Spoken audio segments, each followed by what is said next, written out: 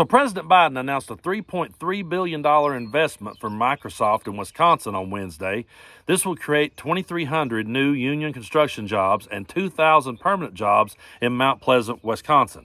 Now, this is the same spot where Donald Trump took a golden shovel and he promised a $10 billion investment and 13,000 new jobs. And just like everything else with Donald Trump, it fizzled out really quick. And Joe Biden did not pass up the opportunity to troll Trump a little bit. Check this one out. The administration promised a $10 billion investment by Foxconn to build a new manufacturing complex, create 13,000 new jobs. In fact, he came here with your Senator, Ron Johnson, literally holding a golden shovel, promising to build the eighth wonder of the world. Are you kidding me? Look what happened. They dug a hole with those golden shovels, and then they fell into it.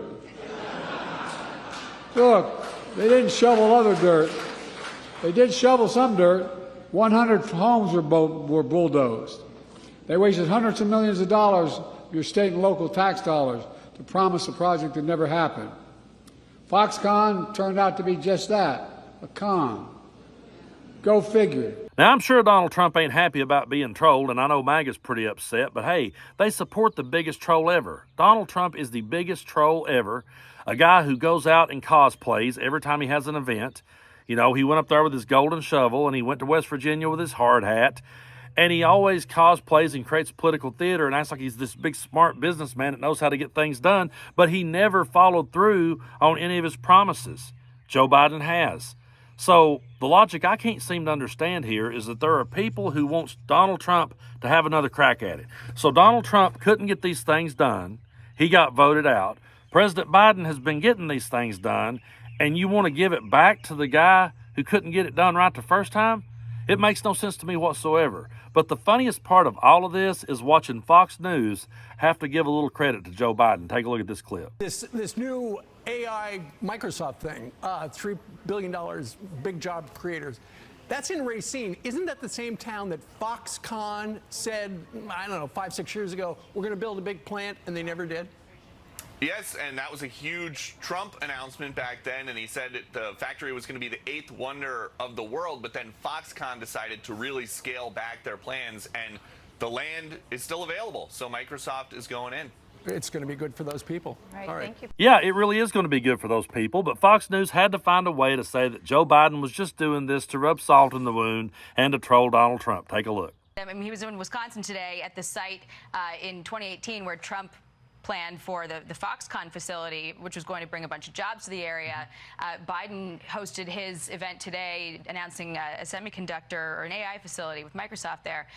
So not an accident to hold it in the same spot where, you know, Trump failed to bring that to fruition. Is that what he's left with, to just troll Trump? In my mind, this is not about trolling Donald Trump. It's about pointing out the obvious. I mean, we're in an election year. Joe Biden is running for re-election against a guy who couldn't fulfill his promises the first time he was president. Like I said earlier, why should we ever give the reins of the presidency back to a guy who couldn't fulfill his promises and take them away from the guy who is fulfilling the promises? I think people needs to know that and needs to recognize what's at stake as we go into November. You can't turn around and give it back to the guy who failed to do it the first time. But I know there's a whole lot of people out there on the left that's upset with Joe Biden, and the main thing they're upset with him is over Israel and Palestine. And I understand everyone has their feelings and everyone has their opinions on that, but Bernie Sanders makes a really good point in this next clip, and I really want to get this point drove home, so take a look at it. Do you think that President Biden could lose the election over this? Well, that's what I worry about. Look, I think Biden has a lot of accomplishments, and the point that I would make and have made before, Joe Biden is not running against God. He's not running against the perfect candidate. He's running against the guy named Donald Trump, the most dangerous president in the history of this country. So what I would say to young people and all Americans, if you believe in the foundations of American democracy, you cannot vote for Trump, who is undermining democracy. If you believe that women have a right to control their own bodies, you can't vote for Trump. He appointed the Supreme Court justices who overturned Roe v. Wade. If you believe that climate change is real and we got to save this planet for our kids and future generations, you can't vote for Donald Trump. He believes climate change is a hoax. If you think that you're concerned that we have massive income and wealth inequality, you can't support Trump because he wants to give billions of dollars in tax breaks to the 1%. So I think, yeah, Biden is not a perfect candidate. I have very strong disagreements with him over Gaza. I'm glad to see he's making some good movements forward, but the choice in this election is pretty clear.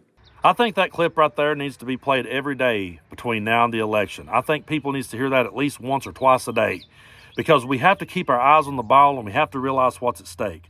Now listen, I understand a whole lot of people out there are upset with Joe Biden over Israel and Palestine or over different things, and guess what? You have every right to be upset with Joe Biden. I'm not going to call you out for that, because we're not in a cult. You're allowed to speak against the leader. I'm not going to call you Judas Iscariot or call you a traitor or call you a Democrat in name only or a progressive in name only. I'm not going to do that crap, because that's not the kind of people we are.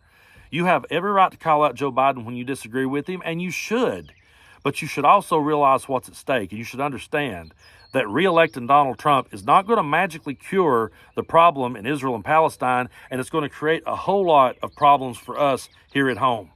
He's saying he would like to be dictator for one day. And what I keep pointing out to people is, name me one person in history who was dictator for just one day and then gave the people democracy back the next day. It doesn't happen. He's threatening democracy every day. He's trying to undermine our elections. We've saw rights be stripped away from women, and he's saying he's going to take it a step further. So while you may be upset over what's going on in Israel and Palestine, you're going to be really upset over what's going on right here in America if Donald Trump gets reelected. Is Joe Biden the perfect candidate? No. And guess what? There's not a perfect candidate out there anywhere. You won't find one. You could go through every candidate in this country, and you would find things that you would disagree with them about. I have never yet in my life, since I started voting, found a guy or a woman who I agreed with on every single thing. There was times that I went to the poll going, you know what? I really disagree with this person on this one issue over here. But I had to look at everything. I had to take everything into consideration, and I had to look at what we were up against. Well, I've always disagreed with what we were up against. I've always disagreed with the Republican Party. But the Republican Party of my grandfathers is not what I'm running against this time. What we're running against this time is MAGA. And it's a completely different breed, and they got a completely different idea, and they're going to turn this country into something that we will never recognize again.